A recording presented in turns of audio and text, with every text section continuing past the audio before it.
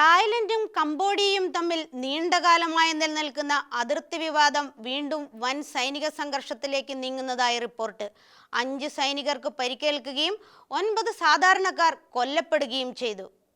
പുരാതന ക്ഷേത്രങ്ങളുള്ള തർക്ക പ്രദേശങ്ങളിൽ ഏറ്റുമുട്ടലുകൾ ഉണ്ടാകുന്നതോടെ അംബാസഡർമാരെ പുറത്താക്കിയതും വ്യോമാക്രമണങ്ങൾ നടന്നതുമാണ് സ്ഥിതിഗതികൾ അതിരൂക്ഷമാക്കിയത്. തിങ്കളാഴ്ച പുലർച്ചെ താമുവൻ, മൗണ്ട് തോം എന്നീ പുരാതന ക്ഷേത്രങ്ങൾക്ക് ചുറ്റുമുള്ള അതിർത്തികളിൽ നിന്നാണ് സംഘർഷം ആരംഭിച്ചത്. ഈ പ്രദേശം ഇരു രാജ്യങ്ങളും തങ്ങളുടേതെന്ന് അവകാശപ്പെടുന്നു. കംബോഡിയയുടെ ഡ്രോണുകളും ഒപ്പം 6 ആയുധധാരികളെയും കണ്ടതോടെയാണ് ഏറ്റുമുട്ടൽ തുടങ്ങിയത് എന്ന് തായ് സേന ആരോപിച്ചു. എന്നാൽ കംബോഡിയൻ സേന തങ്ങളുടെ ഭൂമിയിൽ തായ് ആക്രമണത്തെ തടയുകയായിരുന്നുവെന്ന് പ്രതികരിച്ചു. തായ് സൈനികർ സഞ്ചരിച്ച വഴിയിൽ മൈൻ പൊട്ടിത്തെറിച്ച് 5 പേർക്ക് പരിക്കേൽക്കുകയും 9 സാധാരണക്കാർ അക്രമത്തിൽ കൊല്ലപ്പെടുകയും ചെയ്തത് സംഘർഷം രൂക്ഷമാകാൻ ഇടയായി. തുടർന്ന് തായ് ഗവൺമെന്റ് കംബോഡിയ അംബാസഡറെ പുറത്താക്കി. അതോടൊപ്പം വടക്ക് കിഴക്കൻ അതിർത്തികൾ മുഴുവനായും അടയ്ക്കുകയും ചെയ്തു. തങ്ങളുടെ ബാങ്കോക്കിലെ എംബസി ഒഴിപ്പിക്കുകയും തായ്ലൻഡുമായി നയതന്ത്ര ബന്ധം താൽക്കാലികമായി നിർത്തുകയും ചെയ്താണ് കംബോഡിയ ഇതിനോട് പ്രതികരിച്ചത്. തായ്ലൻഡ് എയർഫോഴ്സ് F-16 യുദ്ധവിമാനം ഉപയോഗിച്ച് കംബോഡിയൻ പ്രദേശങ്ങളിലേക്ക് വ്യോമാക്രമണം നടത്തിയത് സംഘർഷം വർദ്ധിപ്പിച്ചുവെന്ന്